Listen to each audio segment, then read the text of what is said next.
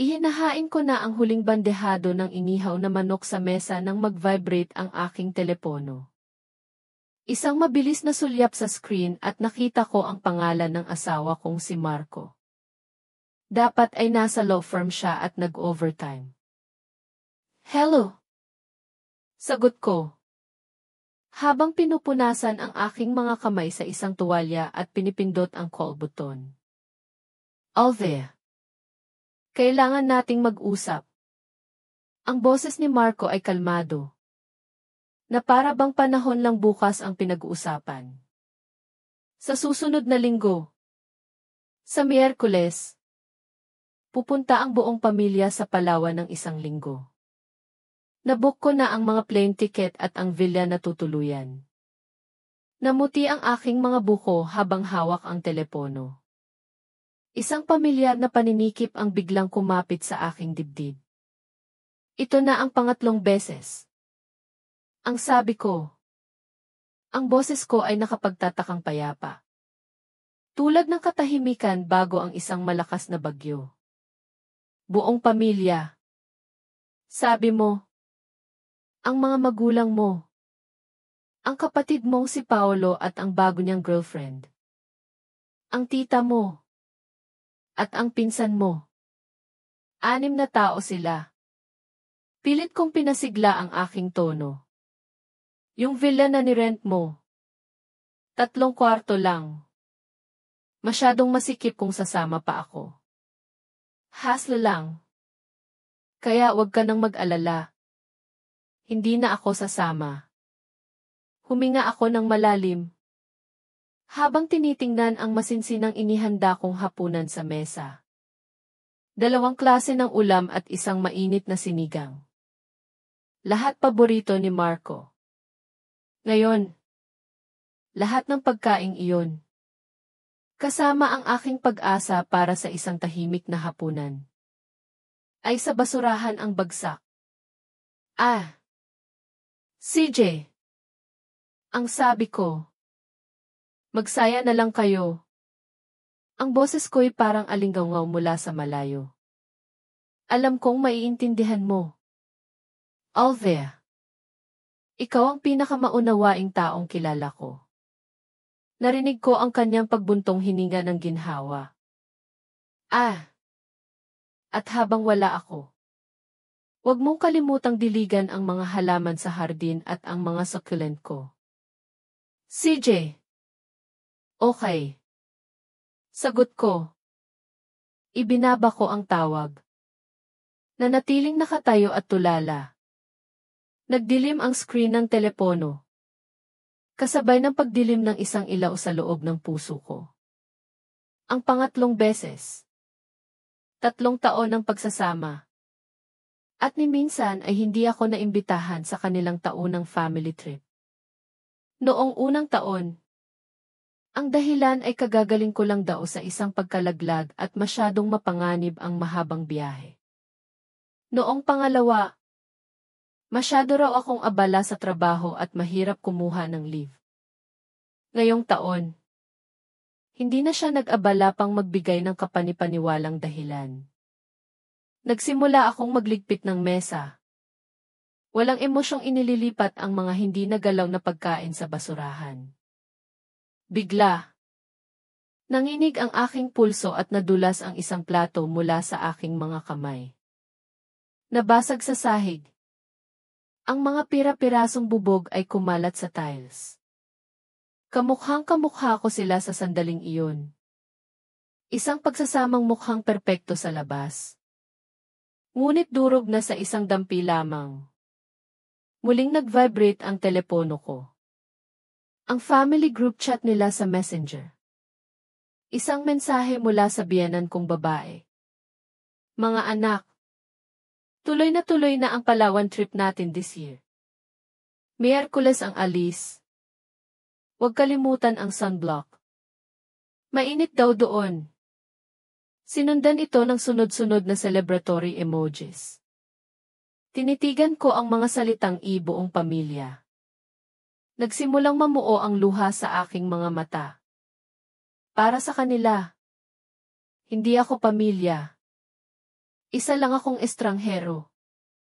Isang hindi binabayarang kasambahay. Kinuha ko ang isang family picture mula sa kanilang biyahe sa Tagaytay noong nakaraang taon. Nakaakbay si Marco sa kapatid niyang si Paolo. Ang biyenan ko, na nakasuot ng isang magarbong bestida, ay nasa gitna.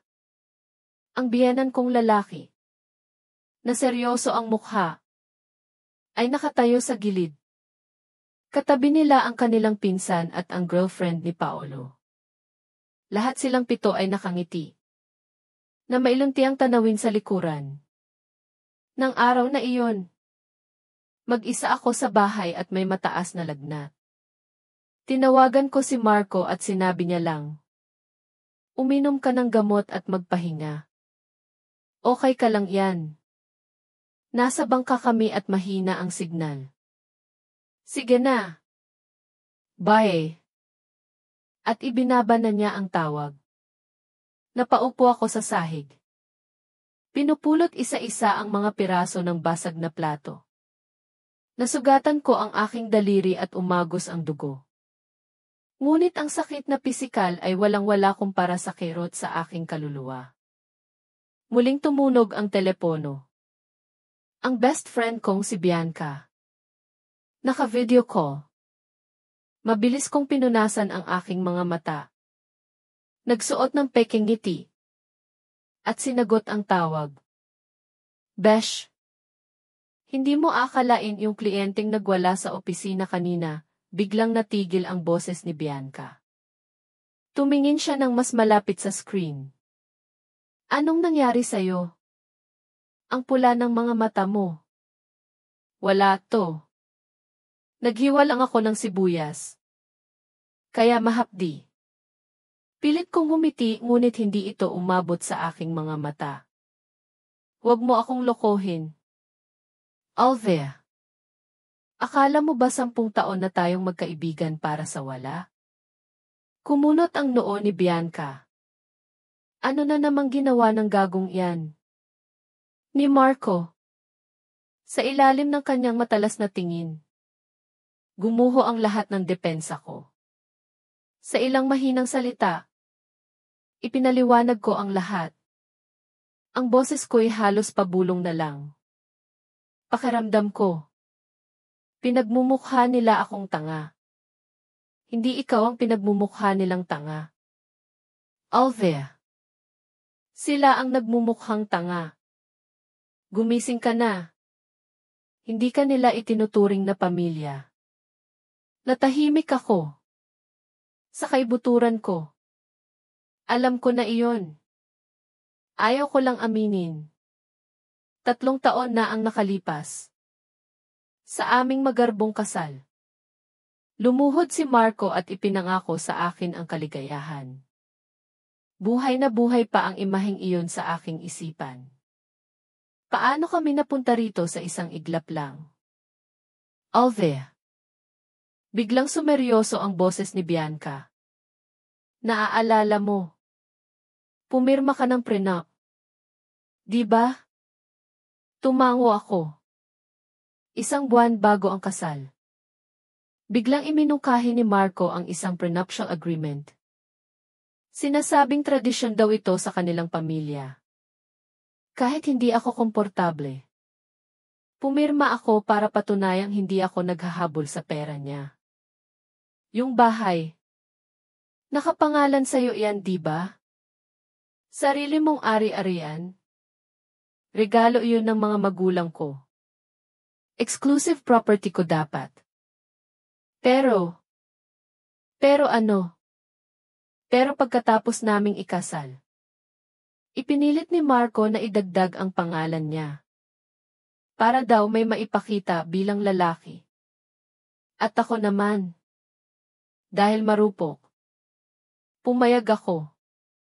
Isang mapait na ngiti ang gumuhit sa aking labi. Teka. Sabi ni Bianca. Bakit mo naman tinatanong? Wala lang. Nag-atubili si Bianca. Gusto ko lang na alagaan mo ang sarili mo. Uy. Dahil aalis naman ang pamilya niya sa susunod na linggo.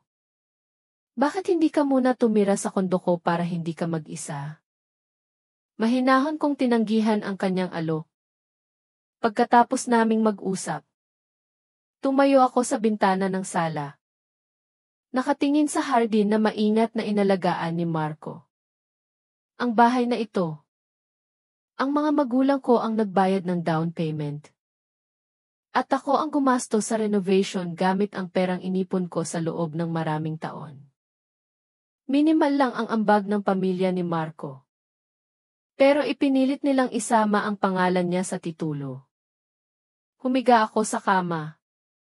Hindi na naman uwi si Marco ngayong gabi.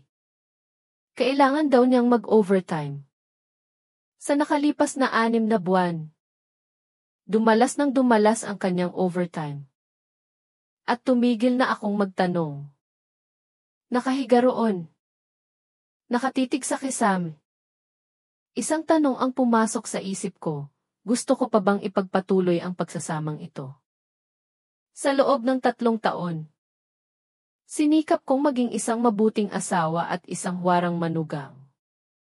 Inalagaan ko si Marco. Tiniis ko ang kayabangan ng bayaw ko. Ano ang natanggap ko bilang kapalit? Ang sadyang pag-iwan sa akin sa family trip. Ang madalas na pagliban ng aking asawa. At isang taon ng bakasyon na palagi akong hindi kasama. Umilaw ang telepono ko. Isang mensahe mula kay Marco. Mahal. Gising ka pa? Aalis ako next week. I-lock mong mabuti ang pinto. Sabi ni Mama. Ibili mo raw siya ng mga pasalubong. Yung mga pangpalawan. Bumili ka bukas ng magagandang gift box at ihanda mo para sa kanya. Pagkabasa ko sa mensahe, napatawa ako. Tawa hanggang sa umiyak. Tama na. Ito na talaga ang katapusan. Gaano katagal mo pa balak lokohin ang sarili mo? Alve. Pinunasan ko ang aking mga luha at nagpadala ng mensahe kay Bianca. Besh, libre ka ba bukas? Kailangan ko ng legal advice. Malamig ang sinag ng buwan sa kalangitan. Alam kong may mga bagay na hindi na maibabalik pa. Kinabukasan, gumising akong wala pa rin si Marco sa tabi ko. 7 beses na ito sa buwang ito. Nagbihis ako. Pinili ko ang isang eleganteng pantsuit. Palaging sinasabi ni Marco na ang mga bestida ang nagpapamukha sa akin na isang modelong asawa. Ngayon, gusto kong maging ako. Sa salamin, nakita ko ang pagod sa aking mukha.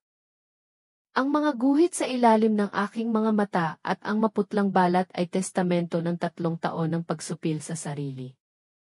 Tinakpan ko ng makeup ang mga bakas ng pag-iyak kagabi.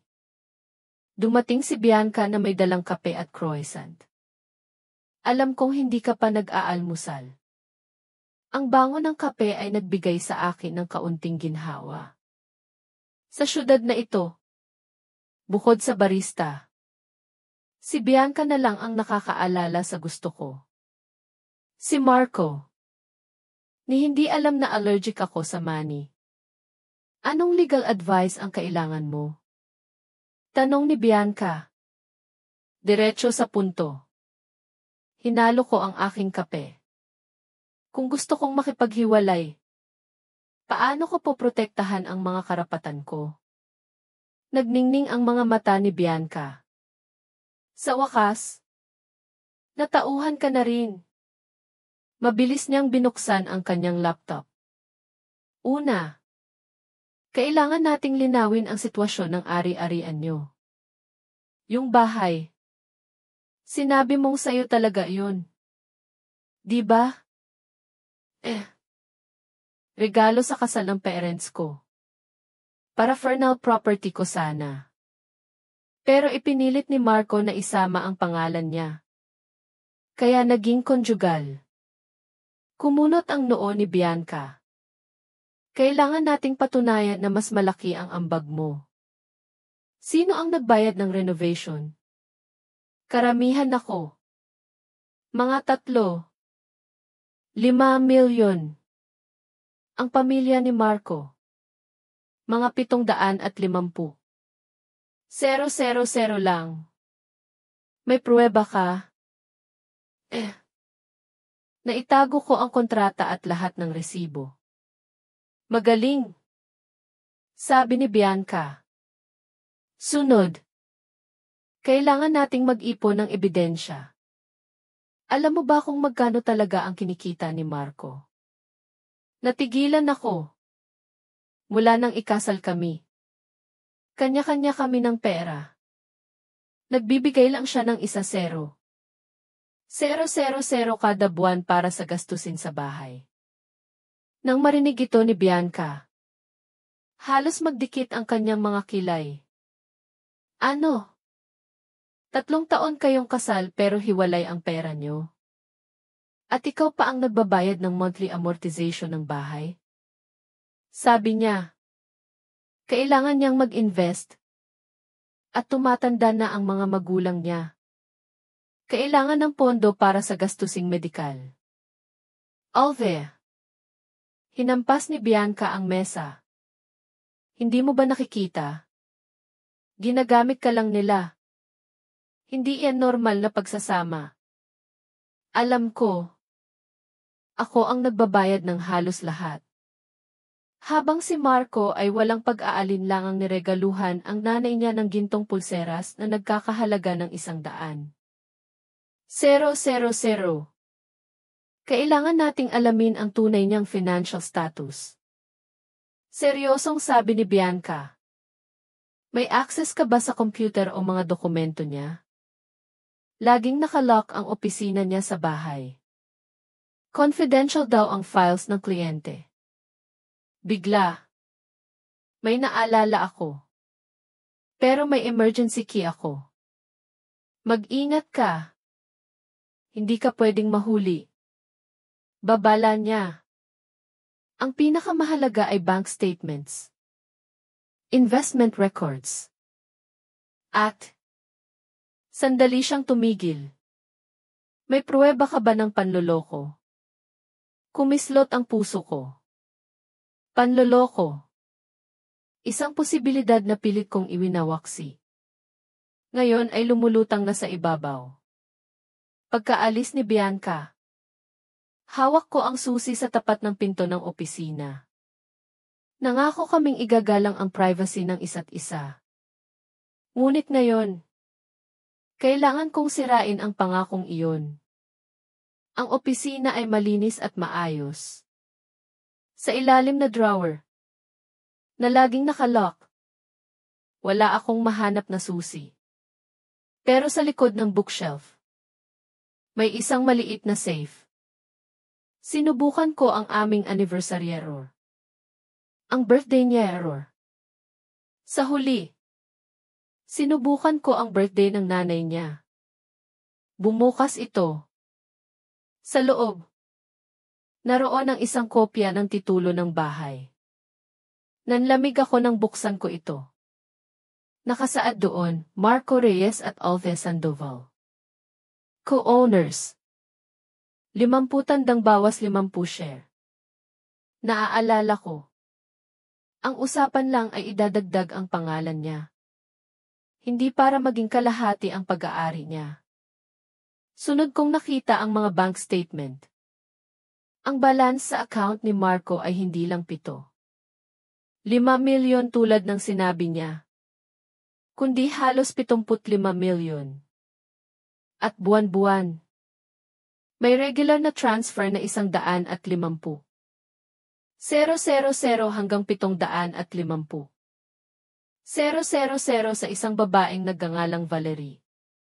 Sa ilalim, may isang eleganteng kahon ng alahas.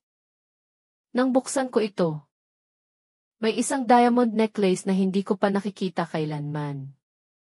Ang resibo, nagkakahalaga ng mahigit 2 milyon. Ang petsa ng pagbili, birthday ko noong nakaraang taon. Pero ang regalo niya sa akin ay isang simpleng baukwet lang ng bulaklak. Sa ilalim ng kahon, may isa pang litrato. Si Marco. Yakap-yakap ang isang batang babae sa tabi ng isang resort pool sa El Nido. Pareho silang nakangiti. Sa likod, sulat kamay ng asawa ko para sa mahal kong si Valerie. Palawan, Agosto 2023. Iyon mismo ang linggo na sinabi niyang may business trip siya. Gumuho ang mundo ko. Lahat ng overtime. Mga pagliban. Mga hindi maipaliwanag na gastos lahat ay nagkaroon na ng saysay. Hindi ako paranoid. Tanga lang talaga ako na niloloko. Kalmado. Kinunan ko ng litrato ang lahat ng ebidensya at ipinadala sa encrypted email ni Bianca. Pagkatapos, ibinalik ko ang lahat sa dati. 10:00 ng gabi. Umuwi si Marco na amoy alak. Nang hahalikan na sana niya ako. Umiwas ako. Amoy pabango ka na hindi ko gusto. Sabi ko. Trabaho lang. Mahal. Kumapit lang siguro. Tumawa siya. Talaga ba? Tinitigan ko siya sa mata. Kliyente mo rin ba yung Valerie? Natigilan si Marco. Nawala ang kanyang kalasingan. Ano nang pinagsasabi mo? Wala. Tumayo ako. Naisip ko lang. Siguro pagod ka na. Ilang beses mo na kasing inaasikaso ang kliyenteng iyan buwan-buwan. Namutla ang mukha ni Marco. Alve. Makinig ka. Kaya kong ipaliwanag di. Hindi mo na kailangang magpaliwanag. Pinutol ko siya. Pagod na ako. Matutulog na ako. Kailangan ko pang bilhin yung mga gift box para kay mama bukas. Di ba? Pumasok ako sa kwarto at isinara ang pinto. Narinig ko ang kanyang kabadong mga yabag sa labas. At ang pabulong niyang boses sa telepono. Tiyak na tinatawagan niya si Valerie. Umilaw ang telepono ko. Mensahe mula kay Bianca, ebidensya.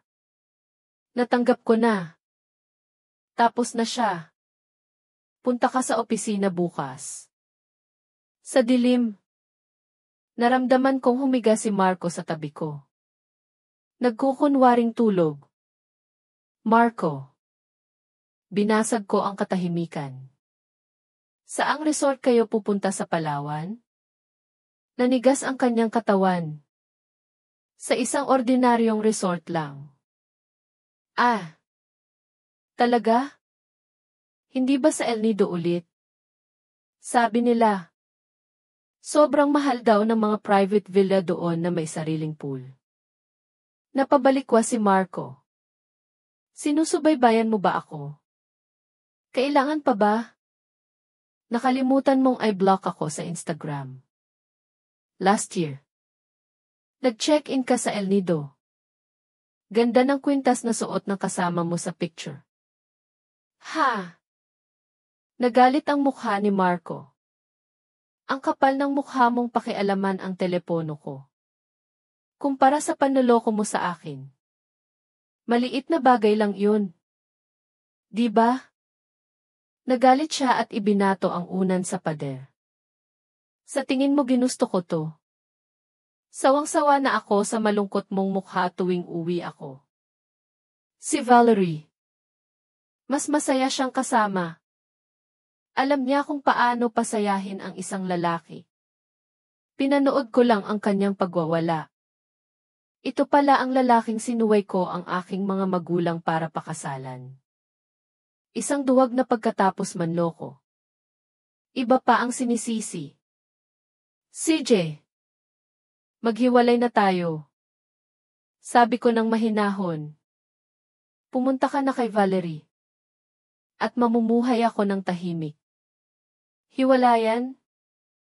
Tumawa si Marco na parang narinig ang pinakamagandang biro. Sa panaginip mo, kalahati ng bahay na to. Akin. Paano ka mabubuhay? Yung kakarampot mong sahod. Hindi pa sapat pambayad ng amortization. Ngayon naintindihan ko na. Sigurado siyang hindi ako kailanman maglalakas loob na humingi ng hiwalayan. Tingnan natin. Umiti ako. Kinabukasan. Bago pa man sumikat ang araw. Tahimik akong nag-impake ng ilang gamit at mahahalagang dokumento at umalis sa bahay. Sa opisina ni Bianca sa Makati. Ipinakita niya sa akin ang mga text message ni na Marco at Paolo. Nagpaplano silang isang laang bahay ko para ipambili ng kondo ni Paolo. Kailangan natin silang unahan. Sabi ni Bianca. Isang bagay ang sumagi sa isip ko. Bianca. Paano kung mapatunayan kong peke ang titulo ng bahay na ginawa ni Marco? May pruweba ka? Hindi ako sigurado. Pero ang pagkakaalala ko. Tenancy in common ang pinirmahan ko. Hindi joint tenancy. At parang iba ang selyo ng notaryo. Ito na ang alas natin. Bulalas ni Bianca. Kung mapatunayan nating pineke ang titulo. Hindi lang magiging walang bisa ang mortgage. Kundi maaari pang makulong si Marco. Nagplano kami. Kailangan kong bumalik sa bahay para kunin ang orihinal na pekeng titulo. Pagsapit ng hapon. Habang nasa meeting si Marco. Bumalik ako. Ngunit pagbukas ko ng pinto. Nagulat ako. Nandoon siya. Naghahalungkat ng mga papel sa opisina. Umalis ako at sinadya kong ilakas ang pagsara ng pinto. Mahal. Andito na ako. Nagkunwari akong walang alam. Bakit ang aga mo? May hinahanap lang akong papeles. Sabi niya. Halatang kinakabahan. Nakita mo ba ang titulo ng bahay? Kailangan ko para sa loan sa opisina. Nasa nanay ko. Pagsisinungaling ko. Hiningi niya. Hindi ko na nabawi. Namutla siya. Ano? Bakit mo ibinigay sa iba ang ganoong kahalagang dokumento? Iba ba ang nanay ko? Sagot ko. Isa pa. Nakapangalan din ako doon. Ano nang masama kung hawak ng pamilya ko? Wala siyang masabi. Kunin mo ngayon din. Kailangan ko na. Nagbakasyon na si Mama. Sa susunod na buwan pa ang balik. Sabi ko ng inosente. Pag-alis niya para makipagkita kay Valerie. Hinalughog ko ang buong opisina. Sa loob ng isang makapal na libro ng batas. Nakita ko ang pekeng titulo. Ngunit hindi lang iyon. Mayroon ding isang drafted na mortgage loan agreement. Ang appraisal ng bahay ay 60 milyon. Ang loan amount, 40 milyon. At sa pirma ng borrower. Naroon ang pangalan ko isang napakahusay na pekeng pirma. Nanginig ang mga kamay ko habang kinukunan ng litrato ang lahat. Ginamit ng demonyo ang pangalan ko. Umalis ako sa bahay na iyon at hindi na bumalik. Sa daan.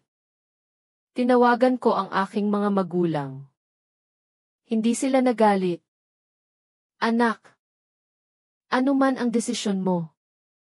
Nandito kami. Sabi ng tatay ko. Huwag mong hayaang agawin ng pamilyang iyan ang bahay na ibinigay namin sa iyo. Kinabukasan. Habang si Marco at ang kanyang pamilya ay masayang nagbabakasyon sa Palawan. Kasama ang kanyang kabit. Sinimulan ko ang aking opensiba. Ipinareport ko na nawawala ang titulo at nag-request ako ng bago. Kasabay ng paglalagay ng tilis pendens o notice of litigation sa property. Ibig sabihin, hindi ito maaaring ibenta o isangla habang may kaso. Isang linggo pagkatapos nilang makatanggap ng court summons sa Palawan. Nag-umpisa ang gulo. Bumalik si Marco sa Maynila. Pero dahil na-freeze na ang lahat ng bank accounts niya, hindi man lang siya makabili ng plane ticket. Dumiretso sila sa gwardiya ng aming subdivision. Nag-iiskandalo para makapasok. Doon. Hinarap ko sila kasama ang aking abogado. Alve. Sigaw ng biyenan ko. Susugurin sana ako. Wala kang utang na loob. Ginang. Humarang ang abogado ko. Lahat ng ito ay nakarecord. Ano nang gusto mo? Sigaw ni Marco. Simple lang. Sabi ko. Tinititigan siya. Hiwalayan. At lahat ng para sa akin. Sa panaginip mo. Kalahati niyan. Akin. Inilabas ko ang mga ebidensya. Ang peking titulo. Ang peking pirma. Ang 16 na. 5 milyon na transfer kay Valerie. Ang mga litrato nila. Bawat isa ay parang sampal sa kanilang mga mukha. Nag-iba ang timpla ni Marco. Lumuhod siya at nagmakaawa. Alve. Mahal. Patawarin mo ako. Mali ako. Iiwanan ko na si Valerie. Huli na ang lahat. Marco. Sabi ko. Masyado na kitang binigyan ng maraming pagkakataon. Sa huli. Dahil sa bigat ng ebidensya. Naging mabilis ang paglilitis. Ipinagkaloob ng korte ang annulment. Ang bahay ay ganap na napunta sa akin. Inutusan si Marco na ibalik ang pera at 70% ng kanyang ipon ay ibinigay sa akin bilang danyos. Bukod pa rito, naharap siya sa kasong kriminal para sa pamimeke. Habang inilalabas siya ng korte, tiningnan niya ako. Minahal mo ba ako? Alve. Sagot ko ng tapat. Pero ngayon, wala na akong nararamdaman kundi pandidiri. Ibinenta ko ang bahay.